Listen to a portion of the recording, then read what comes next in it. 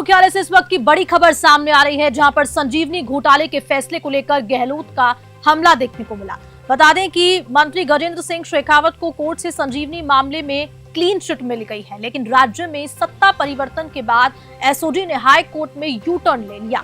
High court ने मंत्री की याचिका के अनुरूप एफआईआर नहीं की रद्द। गहलोत और गजेंद्र सिंह शेखावत के बीच जुबानी हमला भी देखा जा रहा है। गहलोत ने आरोप लगाया था कि संजीवनी घोटाले में गजेंद्र सिंह शेखावत का सीधा संबंध है, लेकिन अब क्लीन चिट मिलने के बाद भी लगातार जो बयानबाजियों का दौर है वो जारी है। और ज्यादा जानकारी के साथ हमारे साथ संवाददाता सुरेंद्र सोनी जुड़ चुके हैं। सुरेंद्र, क्या कुछ जानकारी संजीवनी घोटाले को लेकर, क्योंकि क्लीन चिट मिल गई है लेकिन जो विवाद है वो थमने का नाम नहीं ले रहा।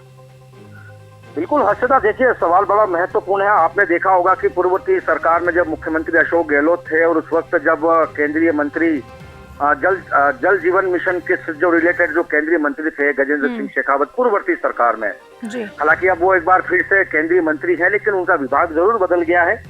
लेकिन अशोक गहलोत और जो गजेंद्र सिंह शेखावत उनके बीच की जो अदावत थी वो अदावत अभी भी ठंडा होने का नाम नहीं ले रही है। देखिए कि लगातार अशोक गहलोत ने गजेंद्र सिंह शेखावत पर आरोप लगाए थे कि लाखों करोड़ों रुपए का संजीवनी घोटाला जो है वो उनके करीबियों ने और गजेंद्र सिंह शेखावत ने किया है और इसका कहीं न कहीं काफी लोगों पर इसका खासा असर पड़ा है।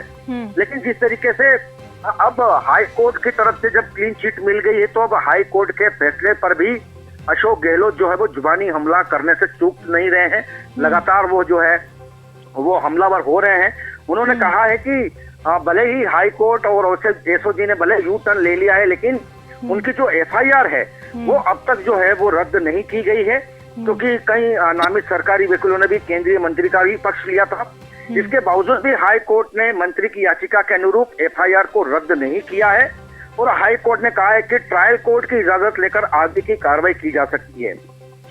देखिए, एसओजी द्वारा 12 अप्रैल 2023 को राजकीय अधिवक्ता को लिखे गए पत्र में कहा था और तथ्यात्मक जो रिपोर्ट भेजी थी 7 पेजों की, उसमें स्पष्ट रूप से कहा था कि उनके परिजनों की अपराध में संतृप्त होने की बात यहाँ पर लिखी गई थी। लेकिन अब जब कोर्ट ने जब क्लीन चिट दी है तो इस पर हर्षदा किंतु परंतु नहीं होना चाहिए। लेकिन देखिए कि ये पुरानी अदावत है, ये अदावत लगातार राजस्थान की सियासत में जारी रहेगी। गहलोत ने ये भी अशोक गहलोत ने ये भी कह दिया है कि वो तो निष्पक्ष जांच की वो मांग कर रहे हैं, जो हाई कोर्ट के रिटायर्ड जज हैं उनकी अध्यक्षता में एसआईटी का गठन होना चाहिए। बिल्कुल निश्चित तौर पर देखिए, अशोक गहलोत ने मांग की है कि निष्पक्ष जांच के लिए हाई कोर्ट के रिटायर्ड न्यायाधीश की अध्यक्षता में एक एसआईटी बनाकर इसका प्रकरण की जांच की जाए, जिससे पता चले कि कांग्रेस शासन में एसओजी द्वारा गलत जांच की गई थी और अभी दबाव में एसओजी ने गलत रिपोर्ट सीधा सीधा अशोक गहलोत की ओर से एसओजी पे सवाल खड़ा कर दिया गया है कि जांच सही नहीं की गई है, रिपोर्ट गलत थी। देखिए कि जिस सरकार में जब मुख्यमंत्री होते हैं तब एसओजी पर कोई सवाल नहीं उठाया जाता है हर्षदा, लेकिन जब आप सत्ता में नहीं होते हैं तो आपके पास सियासत करने के अलावा और ऐसी गलत बयानबाजी के अलावा आपके पास कोई मौका नहीं होता है। कांग्रेस सरकार के समय में इस केस में एसओजी ने फॉरेंसिक ऑडिट तक जांच करवाई थी और यहाँ पर लाखों पीड़ितों के साथ न्याय सुनिश्चित करने को लेकर के एक बहुत बड़ी याचिका दायर की गई थी। लेकिन जब कोर्ट कोई फैसला देता है तो कोर्ट के फैसले को ये कहा जा सकता है कि कोर्ट के फैसले का सम्मान सबको करना चाहिए। लेकिन अगर अशोक गहलोत अगर इस तरीके से अगर हर्षदा बयानबाजी कर रहे हैं तो वो उल्टा ही उनके दायरे में और उनकी जांच के घेरे में वो खुद आ रहे हैं। देखिए, इससे पहले भी हमने देखा था कि राजस्थान में फोन टेपिंग का मामला गजेंद्र सिंह शेखावत से जुड़ा हुआ था जी। और गजेंद्र सिंह शेखावत ने जो है वो पूर्व ओएसडी लोकेश शर्मा से उनके खिलाफ एफआईआर दर्ज करवाई थी। हुआ क्या, अंततः गतवा हुआ क्या कि आज अशोक गहलोत अलग हैं, उनके पूर्व ओएसडी लोकेश शर्मा अलग हैं और आज लोकेश शर्मा क्या कर रहे हैं, वो उन्हीं का नाम ले रहे हैं। तो निश्चित तौर पर हर्षदा देखिए कि अब जिस तरीके से अशोक गहलोत अपनी सीट बचाने के लिए, अपनी राजनीति को चमकाने के लिए अगर इस तरीके से बयानबाजी कर रहे हैं, क्योंकि उस वक्त जब फोन टेपिंग हुई थी तब भी अशोक गहलोत ने कहा था कि जो है वो फोन टेपिंग गजेंद्र सिंह शेखावत के कहने पर हुई है, सरकार गिराने की बात चल रही है, 2-3 विधायकों से बात चल रही थी।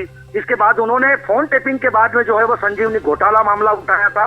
तो एक के बाद एक जब लगातार केंद्रीय मंत्री गजेंद्र सिंह शेखावत के खिलाफ जब अशोक गहलोत ने जब मोर्चा खोला था, क्योंकि देखिए कि अगर आप सियासी ग्राउंड देखेंगे तो सियासी बैकग्राउंड में देखिए कि जोधपुर से गजेंद्र सिंह शेखावत आते हैं और अशोक गहलोत का गढ़ भी जोधपुर माना जाता है।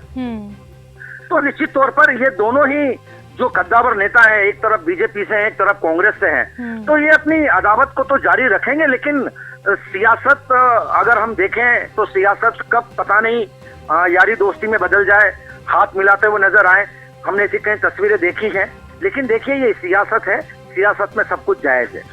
ठीक है, शुक्रिया सुरेंद्र जानकारी के लिए। तो जयपुर मुख्यालय से बड़ी खबर आप सभी को बता रहे थे, जहां पर संजीवनी घोटाले में क्लीन चिट तो मिल गई गजेंद्र सिंह शेखावत को, लेकिन तमाम जो बयानबाजियां हैं अशोक गहलोत की ओर से वो लगातार जारी है। अभी बयानबाजी क्यों है, सियासत है, देखने वाली बात होगी कि आगे अब जो अशोक गहलोत ने निष्पक्ष जांच की मांग की, क्योंकि हाई कोर्ट की तरफ से क्लीन चिट मिल गई है, तो ऐसा नहीं माना जा रहा कि अब गजेंद्र सिंह शेखावत इस घोटाले में लिप्त थे या उनकी कोई भूमिका थी।